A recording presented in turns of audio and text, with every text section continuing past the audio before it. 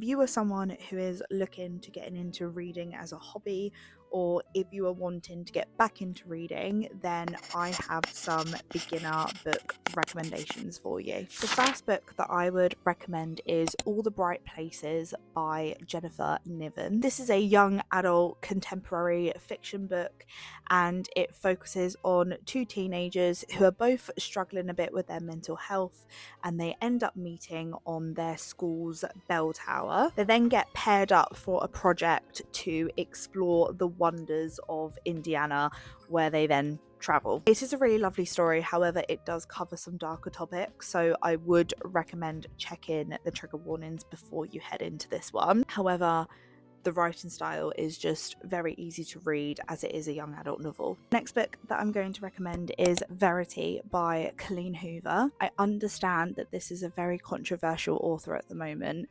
However, the reason I recommend this one is because it was actually the book that got me back into reading again. This is a psychological thriller book about a woman who is a struggling writer, and she gets hired to write a book series for this author. She then moves into this author's family home, and things just aren't as they seem. This is a really suspenseful book. It's one of those books that you kind of struggle to put down because you just want to know what's going to happen next. It's also a really great book to dip your toes into the thriller genre. The third book that I would recommend is Evidence of the Affair by Taylor Jenkins Reid. This is a very short story. I believe it's on Kindle Unlimited at the moment, and this is another contemporary fiction novel. This follows two strangers who find out that their spouses are having an affair. The whole story is told